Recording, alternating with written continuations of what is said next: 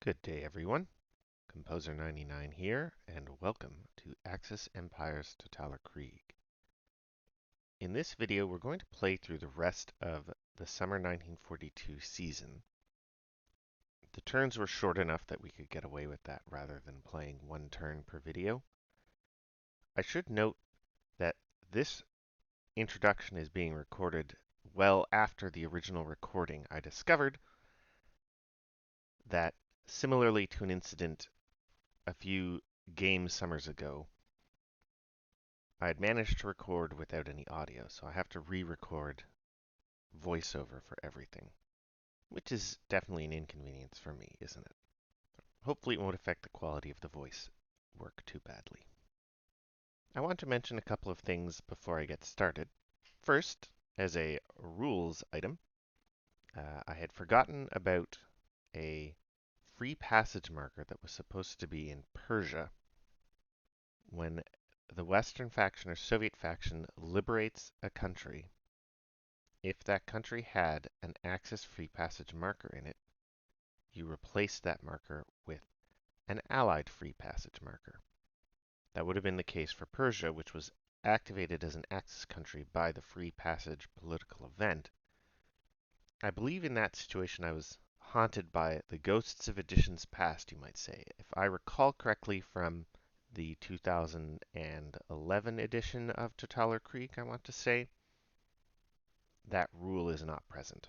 That could be a mistake on my part. It could be that rule is there, but there we have it. The other thing I want to mention is my brother is also making content on YouTube. He's currently doing videos on Magic: The Gathering Arena. So if you enjoy that game, or if you just like interesting gaming videos, I recommend going and giving him a watch. The link will be in the description. Now let's carry on with reconstructing the audio for our summer turns. Okay, we're going to try and reconstruct our audio here. This is the situation at the start of the June-July summer turn. And I believe I'm probably doing my introductory remarks right now. The usual welcome to Axis Empires and all that. So we might skip ahead a bit to when we actually get to some action. Obviously, first things first, here we go. It's the Axis faction turn. They have a political event, not a great one, on Operation Felix. The German war economy is a little wobbly trying to go on this long. So as 4 becomes 5 mandated offensive, which is not great. We don't actually have any eligible attack to make because the attack has to involve an armor step. So we're going to have to remove an armor step from the board. So I think that 1-step armor unit in Poland is going to get the block here, or going to get the chop, I should say. So we're just verifying that we have no armor steps in eligible hexes. And there you have it. We don't. So we have to remove an armor step. Yes, the Operation Felix is a questionable card in and of itself. We decided we had to play it in order to get value out of our treaty cards, but I think in other circumstances you may wish to avoid playing that card if you can manage it.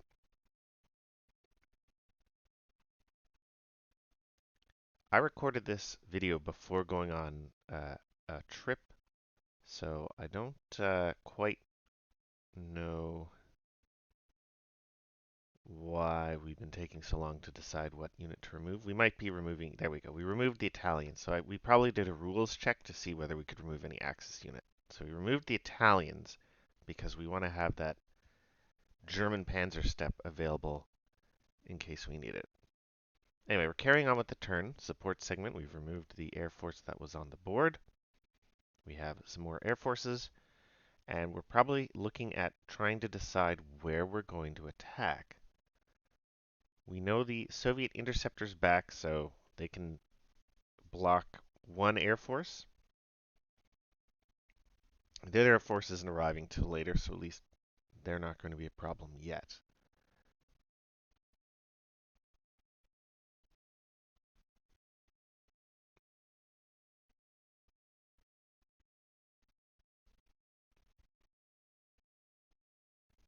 So I think we looked at some possible attacks in Romania, and we ended up deciding that they're not going to be good because the Soviet faction has that HQ there. They're going to be able to stop a retreat, so we can't press forward into Romania and avoid Axis occupation in Yugoslavia.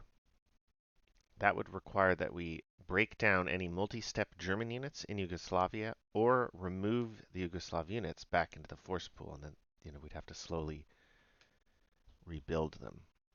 I could be mistaken there. I'm going to check the rules while we're just mathing that out. Anyway, we did math it out, and it wasn't a very good attack. I think it's like a 3-1, maybe 4-5-1 tops, and we couldn't get enough. We couldn't guarantee we got enough step losses to push through into Romania with all of our multi-step Germans. I'm pretty sure that's what's happening here. So we're going to end up attacking further north, the Borisov hex next to Minsk.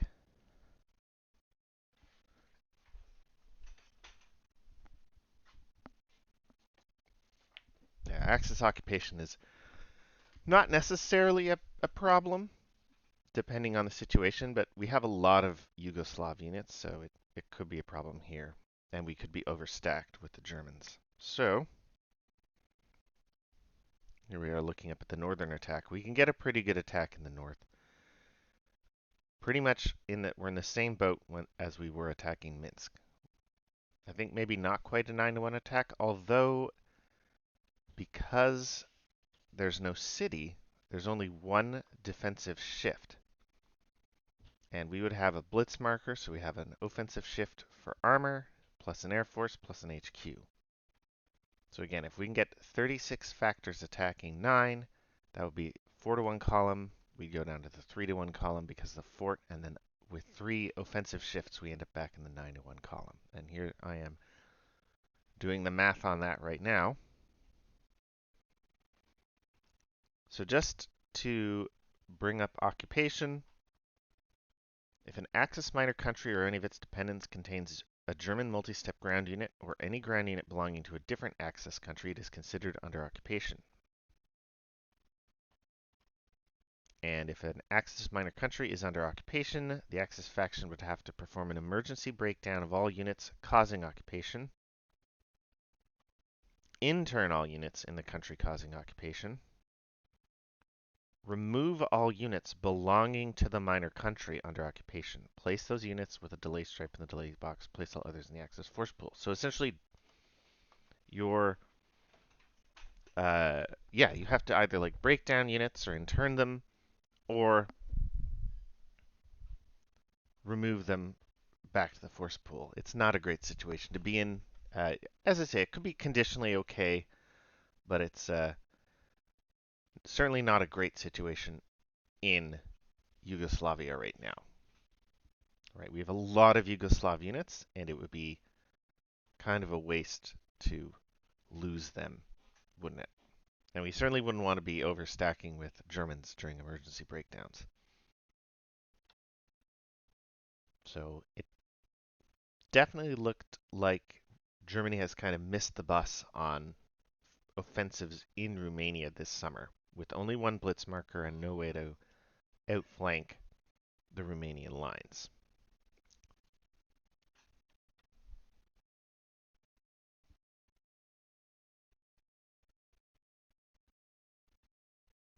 So yes, a little last bit of hemming and hawing before we make up our mind and resolve to attack Borisov.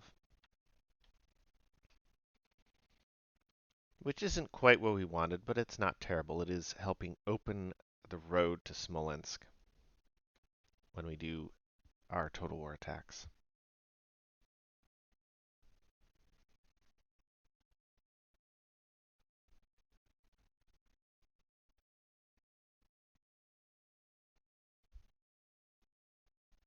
Yeah, last bit of hemming and hawing, I don't doubt. But yes, in the end, we do decide to commit to attacking Borisov. So I'm sure we'll see that soon. We have to decide during the support segment, because that's going to determine where we place our blitz marker and our air force. I should say air forces because the Soviets are going to contest the placement of one air force, thanks to having got their um, interceptor back so soon. We might have actually been able to push on Smolensk if the Soviet Air Force hadn't come back so quickly. But I think it wouldn't have been feasible without our own Air Force to follow up. We also have to be a little concerned about Soviet encirclements in that case.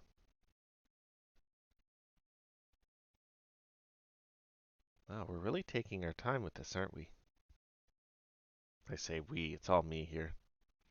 I'm the only person doing this, so I'm really taking my time with this.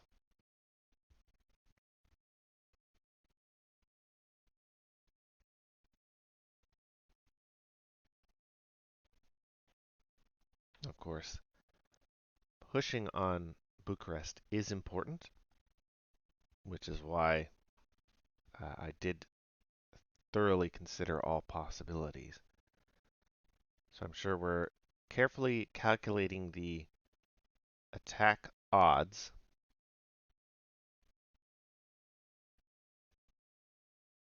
and how we can make this work.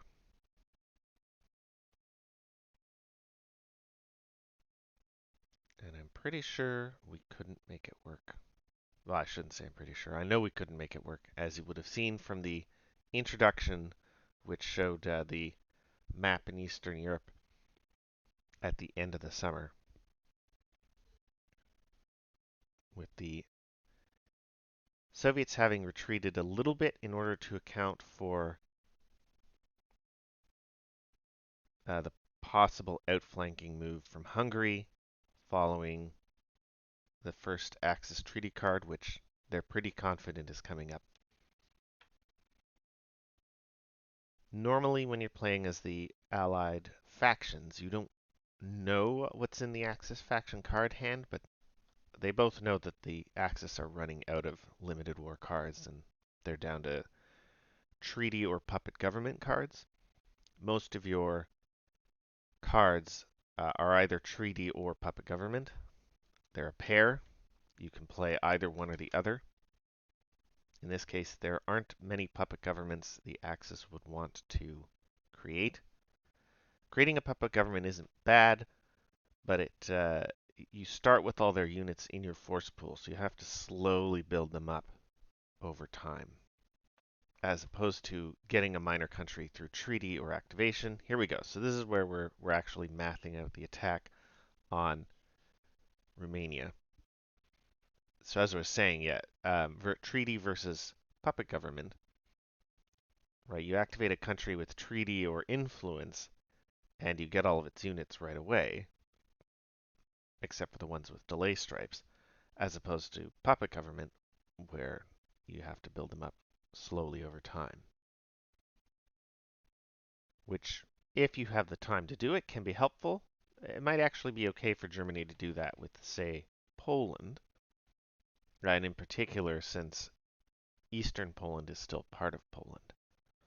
And we could certainly still think about doing that.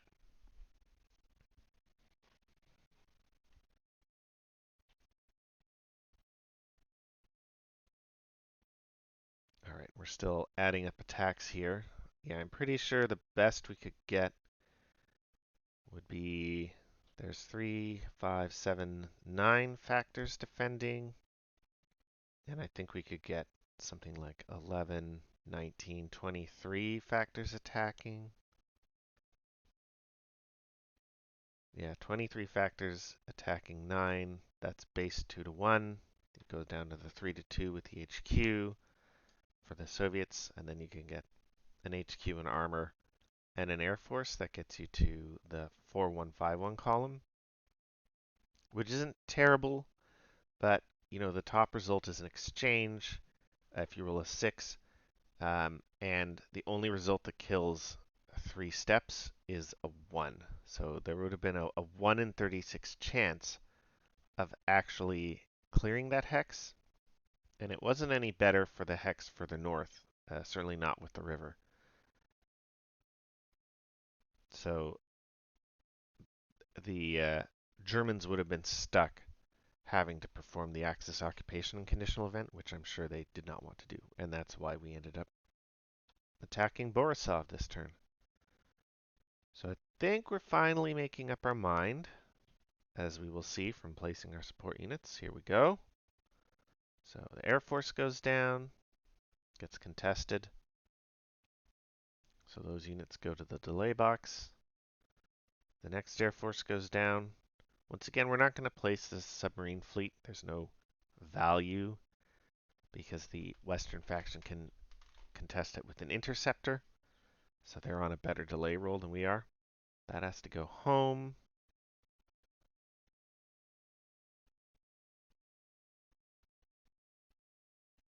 I think we'll place the supply convoy maybe. You know, it doesn't matter at this point what we do. Particularly, we'll go ahead and place it on the supply convoy side because we've got nothing better to do.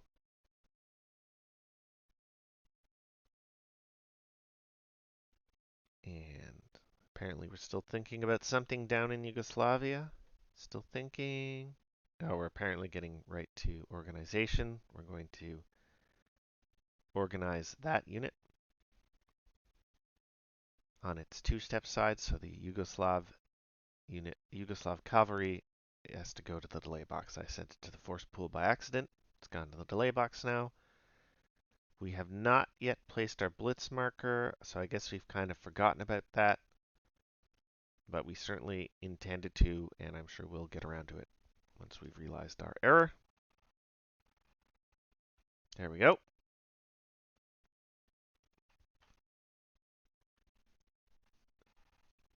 So now we're getting our units in place. It's operational movement. German units are headed for the front.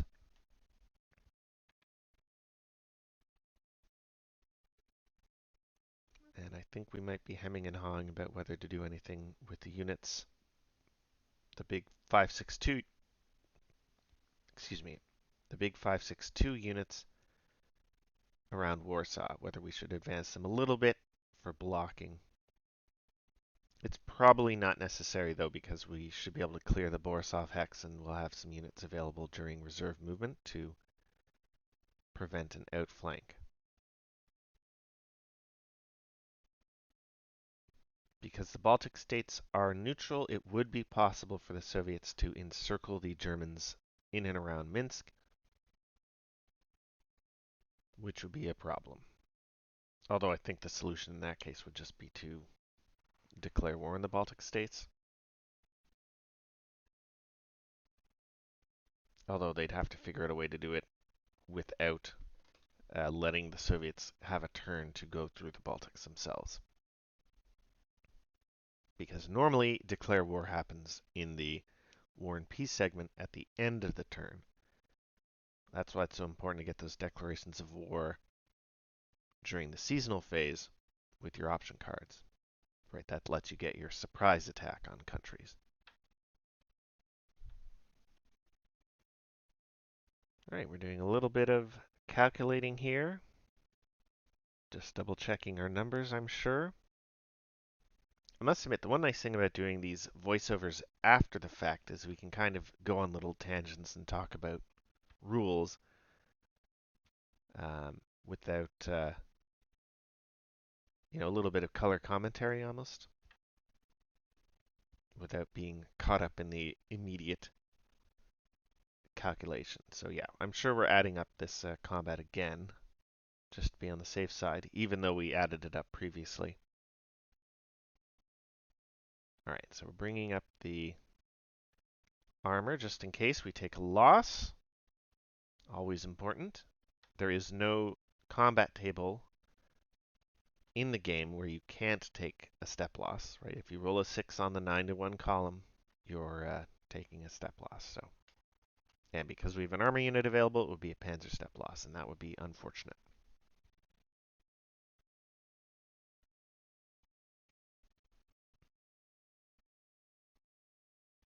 All right.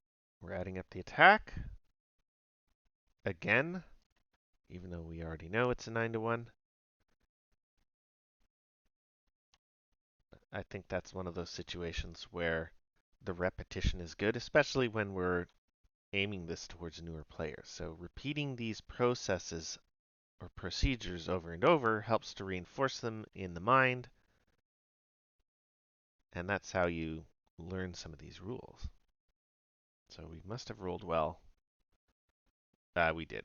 We killed a bunch of Russians. I want to say 4 of them. I think it's very hard to get less than 3 losses on this table. In fact, it might not be possible. 3 is the minimum on the 9-1 column. So here's our follow-up attack during the regular combat segment. Once again, 9-1 and a 3, so we have obliterated the fortress and we take the Borisov hex. That opens up the path to Smolensk during future turns.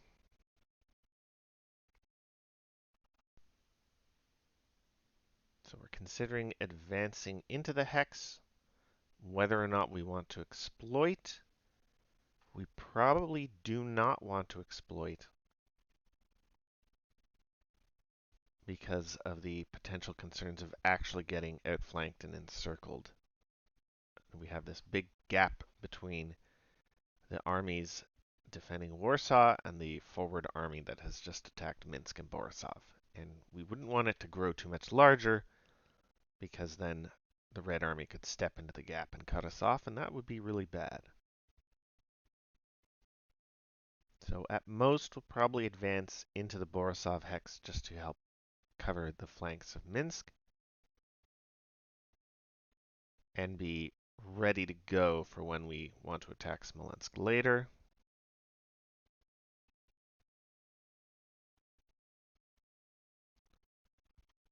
So we're sort of thinking through our options here, maybe even thinking about whether we want to attack Smolensk in a subsequent turn.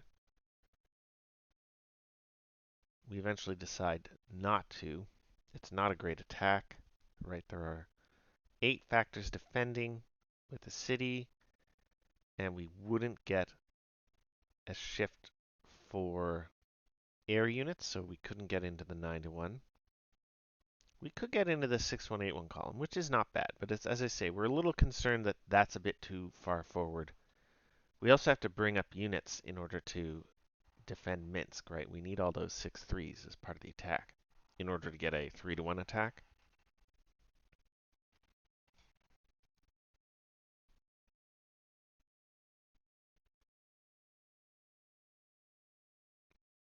So we're just sort of working our way through here. Our thought process. It's one of those difficulties of reconstructing these is you don't remember what you said a week and a half ago, which is probably about when I recorded this video originally.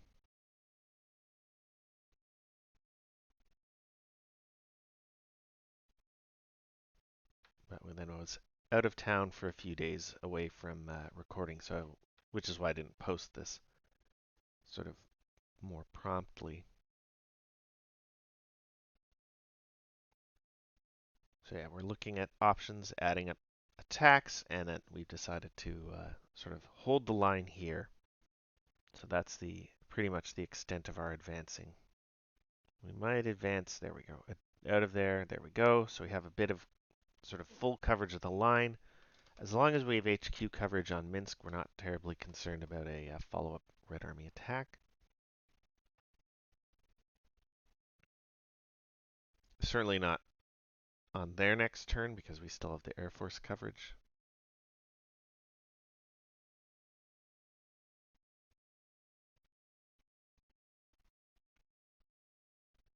So we're removing that. We're actually going to delete it at some point because we don't need it anymore. No, we do technically need it for next turn. We could place it next turn. I don't think we will decide to, though.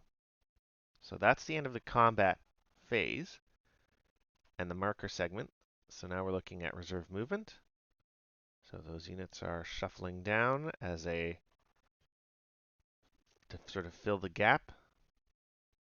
We have strong HQ coverage anywhere where the Soviets could actually attack. So that's looking pretty good. It's a pretty good situation.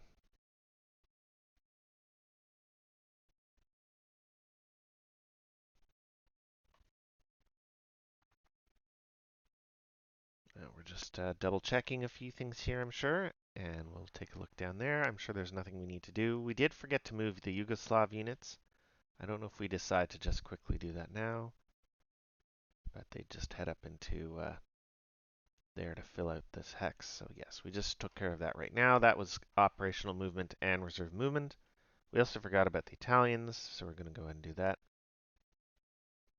That could have been either operational or reserve movement. So now we have enough units stacked up to build the Med HQ. We're going to have to wait a little while to reconstitute or to constitute, I should say, Panzer Army Africa.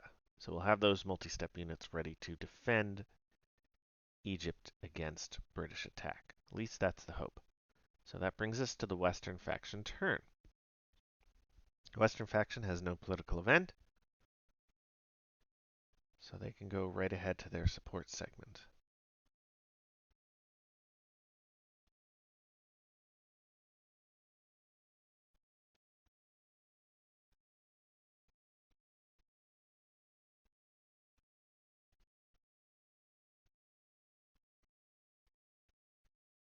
So not quite sure what we're looking at here with the Western faction. Looking at minor countries. Anyway, we return that convoy during the support segment, and we will redeploy it. Convoys thankfully return to the force pool instead of the delay box, except for the scratch convoys.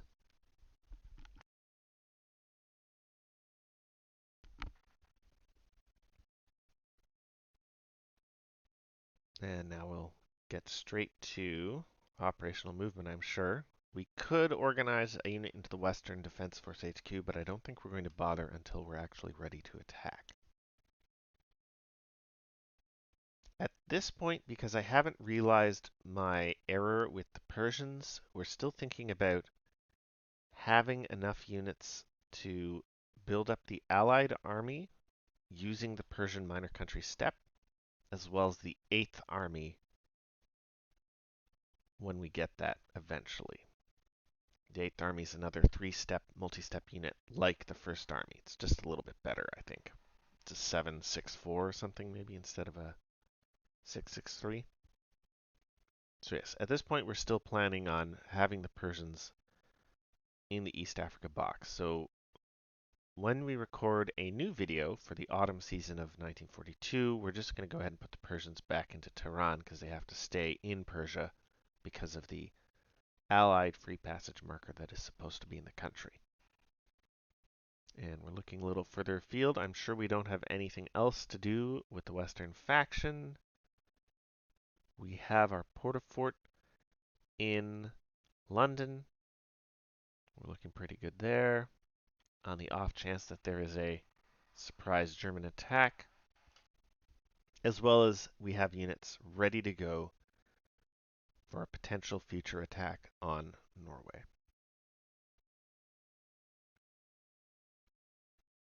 I think when we were looking at minor countries, we might have been talking about, I don't know what we were looking at Greece for, but Sweden, as you know from previous videos, we have been thinking about trying to find ways to activate Sweden on our side. So now it's our conditional event. We get to place a colonial steppe.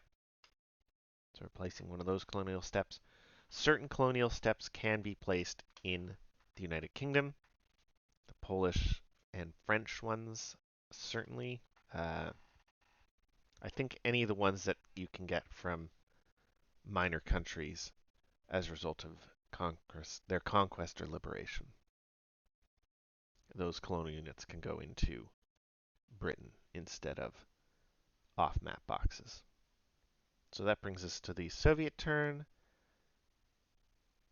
The Soviets didn't have any political events, so now they're just looking at support, organization, and operational movement. We don't have a lot to do yet.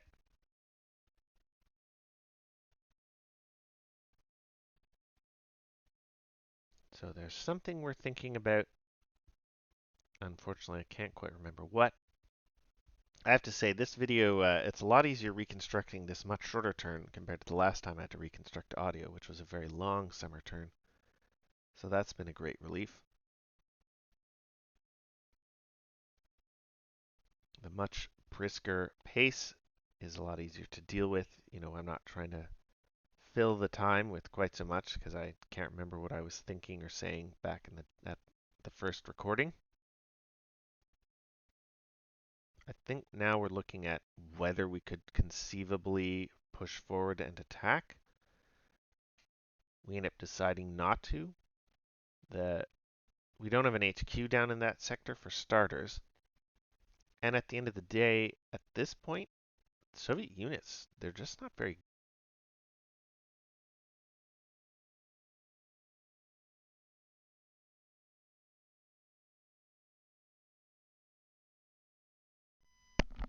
So here we're moving our unit, heading down towards Odessa in order to start building forts along the frontier with Romania. And we're looking at our options in Romania. We can't really press forward. I mean, we can, but it's not very good. We can't get very good attacks, right? We can attack Belgrade. We don't have a blitz marker. So, and there's not much point. I think if you recall the intro portion of the re-recording, the re-recorded intro, you can see that the Soviets had actually moved back a bit. So we're probably either going to decide to do that this turn or next turn. Essentially, our concern will be eventually getting outflanked from Hungary. If we had stayed in this configuration and the Germans activated Hungary during the autumn season with one of their treaty cards, you know, we'd be ripe for having Hungarians sitting in Bucharest at the end of the Axis turn and a surprise conquest of Romania, and that would be a very bad situation, wouldn't it? At any rate, we're looking at attacks or not attacks, making up our mind. I think in the end we decide we don't really have a good attack. We could get a decent attack on Belgrade, but, you know, what's the point? Inflicting step losses on Germans would be nice. The problem is if we use the armor step, of course, we're losing our own armor for German infantry, which it's not terrible, but we're only getting armor off of our limited war production card, and any card the Germans play gets them German infantry step, so it's not as good. Certainly not as good as trading Romanians for Germans. That's a great exchange. We can get something like 3, 6, 8, 9, 10, 11, 12, 13, 14, 16 factors probably attacking. 6. We could get 18 factors if the armor goes in. Depends on how many Russians are sitting in those hexes. I don't quite remember right now. If the southern hex along the line has 2 Russian armies, that would be a different story. We might not need the armor to get our factors. At any rate, we could probably get a 3-to-1 attack and maybe even push the Germans out of Belgrade because they'd rather retreat than take step losses, I don't doubt. But, you know, what would be the point? Looks like we're thinking things a bit more. I actually cut a bit out of the video earlier. A lot of dead air for the re-recording because I can't remember what I was saying. So we're still thinking things through. Okay, we have 2 armies there. That might be a different situation. That would be 3, 6, 9. Well, we're certainly thinking about attacking, aren't we? Maybe we're going to attack. I think we're hoping to do the trade-off we're talking about.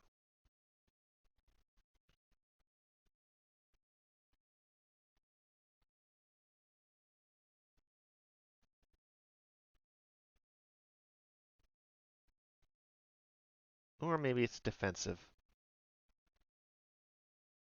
I'm not sure. Anyway, that's the end of operational movement.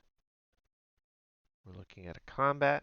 We have 3, 6, 8, plus 9 is 17, plus 2 is 19, so that's our 3-to-1 attack. There are offsetting shifts for the city and the HQ, so it's going to stay in the 3-to-1 column. Here's our attack.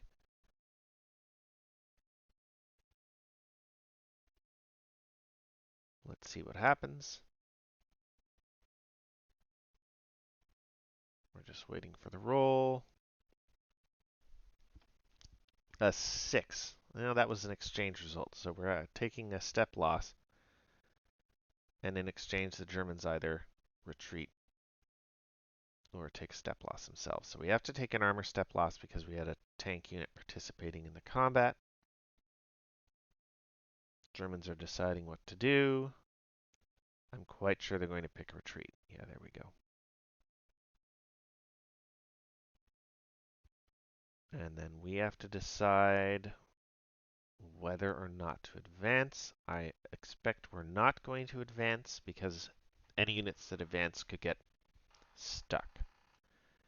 It's a really bad situation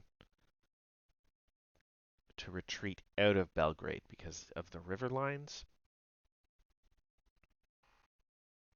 The combination of axis zones of control in the river. So I suspect we're not advancing to Belgrade. We're probably hoping for one of those, I think it's a 4 or a 5, where you at least inflict 1 step loss. There's reserve movement. So yeah, we didn't advance into Belgrade. There's reserve movement. That was not a great attack. I think that's one of the first times the Soviets have had a bad attack, in fact.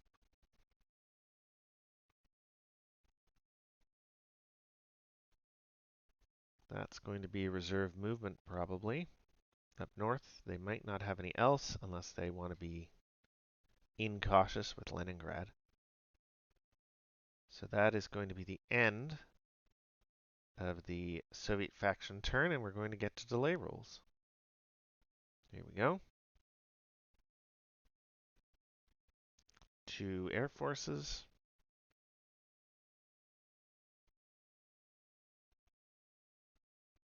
A 6 and a 3. Well, not great. A low roll would have meant having air forces available, and obviously this means that there are no air forces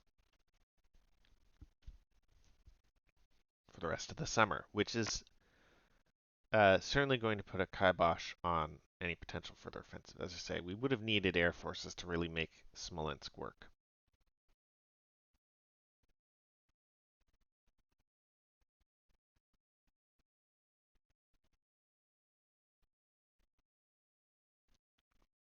Wow, that's going to take a long time. They're coming back before next summer, so that's fine. We don't, really need the Italian mech, for example, until the summer 1943 turn, when we can actually build up the Panzer Army. Fortress is coming soon, which is good. It's going to be a while for the interceptor. Not that particularly matters, although the Germans might attack down in Romania in the autumn once they have Hungary on side, depending on whether that happens right away or not. Just cleaning up the the force pools, I mean. Get a bunch of units. Oh, and another HQ. Oh, that's the HQ that we're building up. So on our next turn. That's the one we got for the Turkish Territorial Demand card. So we're going to build that up behind Smolensk. That brings us to the end of the June-July turn. So now we're headed into the July-August turn, the final turn of the summer 1942 season. All right, so here we are in July-August, starting with the Axis faction turn. We have our political event for Operation Felix. We're definitely hoping to not get mandated offensive again. That would suck. Here we go with the typing and the die roll. A 1 becomes a 2. Failure command. That's very unfortunate. and I'm sure that's going to put paid to any possible offensives. I guess I should actually talk about what failure command does, and I'm sure I was actually doing this in the original video, now that it is in fact happening. So, failure command,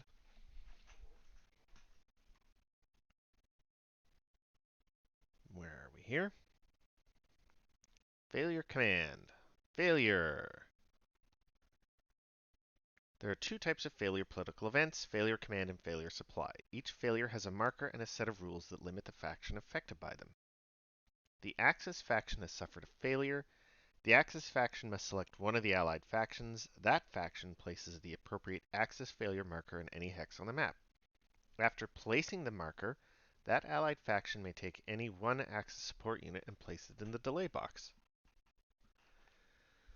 So at some point we're going to pick a faction and they're going to get to place a failure marker. What does a failure marker do? There are two failure markers, failure command and failure supply. Each failure has rules that limit the faction affected by them. Such a faction is referred to as a failure-affected faction.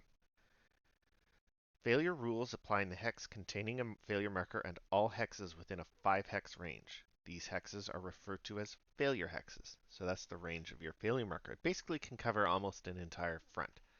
Like all of France or huge swaths of the Eastern Front. It would certainly cover all of Romania if they wanted it to. These rules apply while a failure is in effect. A failure-affected faction, support unit, or airdrop marker cannot be placed in a failure hex. A failure-affected support unit cannot contest the attempted placement of an enemy support unit in a failure hex.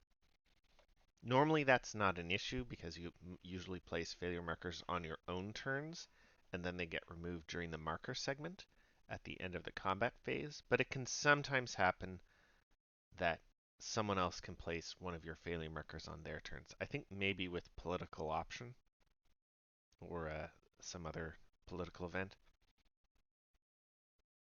Movement. If failure command is in effect, this is failure command, so this is the rule that applies. A failure-affected ground unit cannot move out of a failure hex containing an enemy zone of control. No exceptions. Failure supplies, you can't move into a failure hex containing an enemy zone of control. So failure supply keeps you from attacking, failure command keeps you from retreating. Combat. A failure-affected ground unit cannot conduct an airdrop, beachhead landing, advance after combat, or exploitation into a failure hex. And then you remove the marker during the affected faction's marker segment. So that is failure. And so we just have to see where the failure marker is getting placed. I suspect on the Eastern Front proper, but we will see shortly.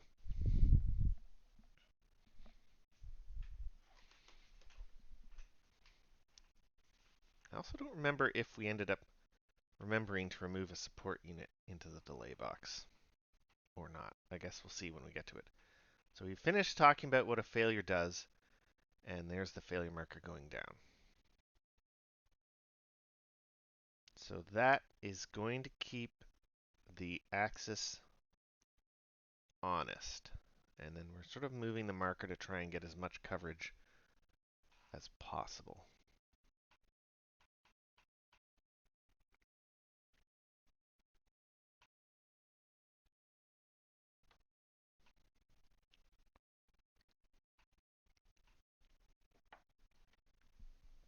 To be honest, failure command's not that bad because it prevents retreats, and the Axis isn't really thinking about retreating. Although, to be honest, they weren't really thinking about attacking, so failure supply wouldn't be that bad. As results go, this is not as bad as mandated offensive. Here we go. There's the submarine going into the delay box as a result of the failure. But, certainly mandated offensive in these circumstances would be far worse than the failure result, because we're not really planning on attacking or retreating. Failure command can be devastating late in the war. Like if it's the Allies have landed in France and you get a failure command on the Western Front and your units are just sort of stuck there, you can't retreat and reform up a good line or something. Same thing on the Eastern Front, and so you just get slaughtered and outflanked.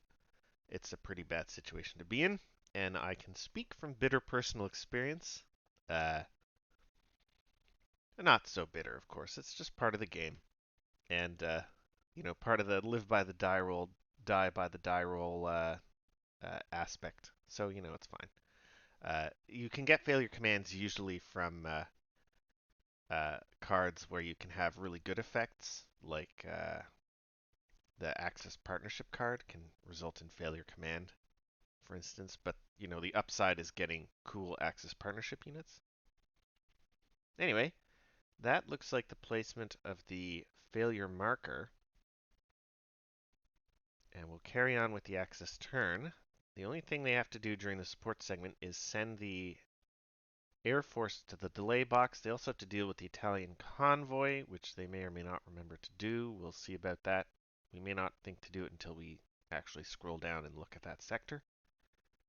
I mean, it doesn't particularly matter because we're probably just putting it back there on the supply convoy side.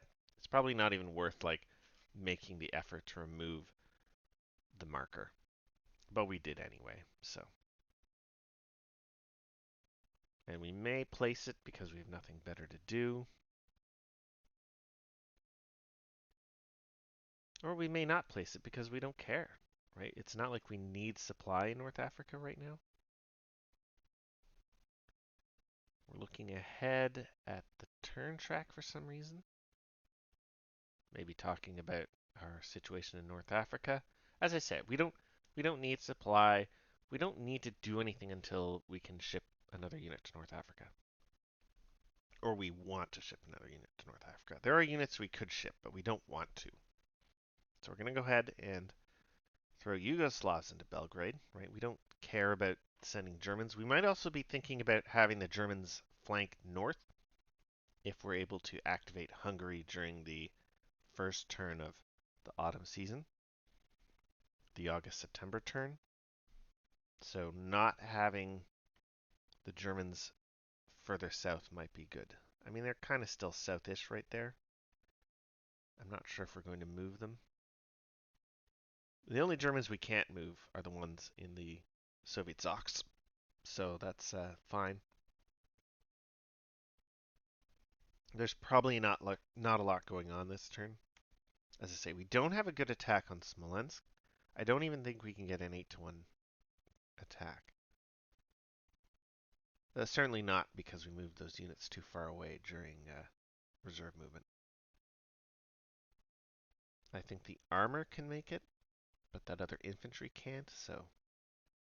No, the armor can't make it. So yeah, we're certainly too far away. We had foreclosed the possibility of an attack on Smolensk last turn. So we're just doing a little look around to see if there's anything else we need to do.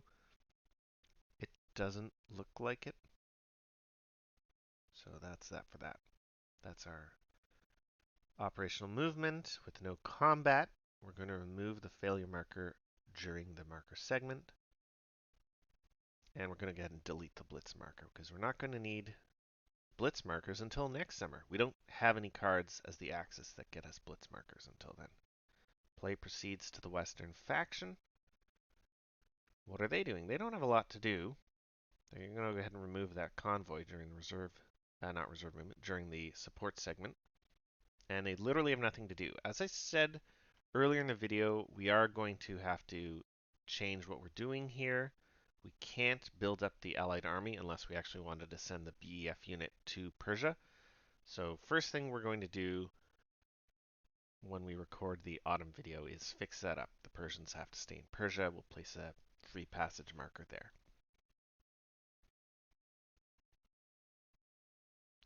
And I believe that is it. The Western faction literally has nothing else to do this turn, right? They're not advancing to attack. They're probably going to wait to advance until they have 8th Army available. So that is that for that. There's nothing they want to do there. They do want to build up to attack Norway, as we have discussed several times. We're going to place another colonial unit down as the conditional event for our card. And that is it for the Western faction turn. I think we're probably talking a little bit about our plans for Norway. Again, we've been trying not to telegraph them, even though it's just me playing, so, you know, I, as the German player, kind of know it's coming, even though I'm trying not to.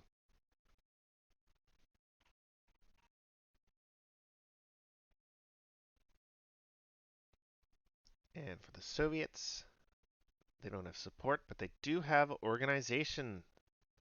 So I get to build up the HQ there. And that will help stiffen the line in Smolensk. And we do a little fortress conversion. So now we're going to withdraw from the front as it stands in Yugoslavia. As we discussed, we're looking at the possibility of the Axis playing their treaty cards and activating Hungary as an Axis country. And right now, as you can see, that would be a very bad situation. As I noted in the previous turn, that would mean Hungarians sitting in Bucharest and the conquest of Romania.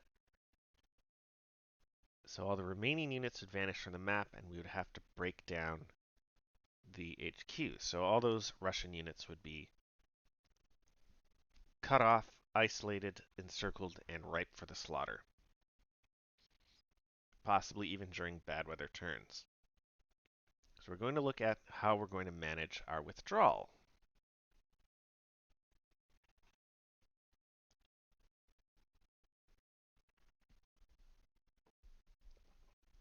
I'm drinking some coffee while I do this recording, and I have to say it's reminding me of I used to work at a coffee shop that left coffee on burners, and you had a 20-minute time limit, a very strict 20-minute time limit before you had to make fresh coffee.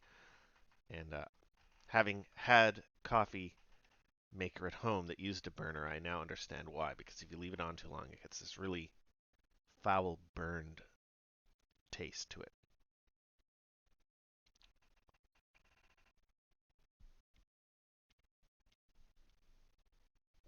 Of course, making these tiny little coffee pots, there's no point having a huge carafe or something like that. And I haven't been satisfied. I do have a press, but I haven't been satisfied with how the coffee comes out. So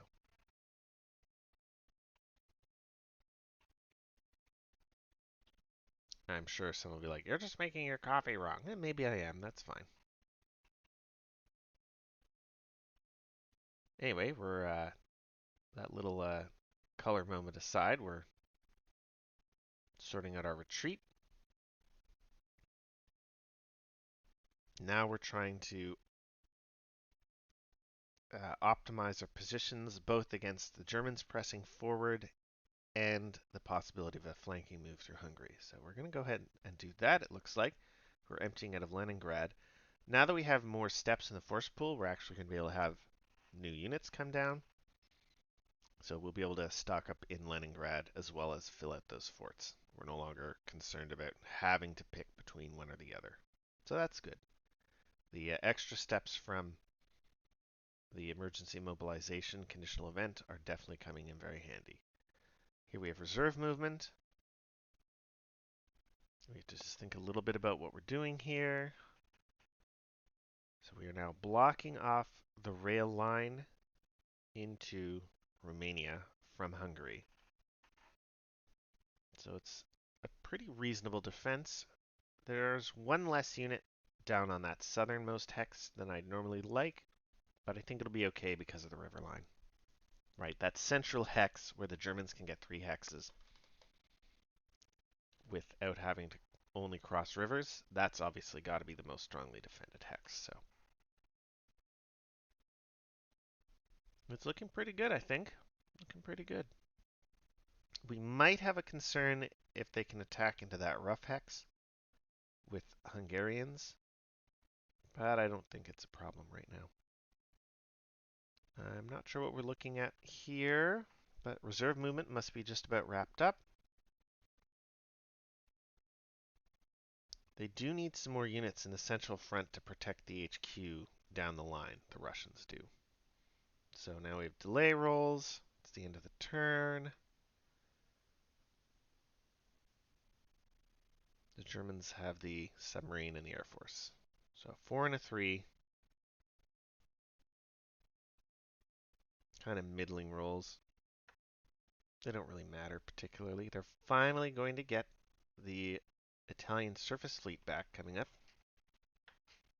That was a really bad delay roll back then, wasn't it? I think they rolled like a 6 and then a 5. It was almost as long a naval delay roll as you can get. The Soviets are very happy. The Lend-Lease marker is showing up. That's going to go into their conditional events box. And that means every turn going forward, they get to roll on the Lend-Lease table. We'll talk about that when we get there. And potentially get units. All right. So I think that's going to be enough. Let's wrap up this video. Thanks for watching. I hope you enjoyed it. If you did enjoy it, please feel free to like and subscribe. If you have any questions or remarks, please feel free to leave them in the comments. Don't come at me too hard about the coffee talk. Thanks. Have a good time. We'll see you next video.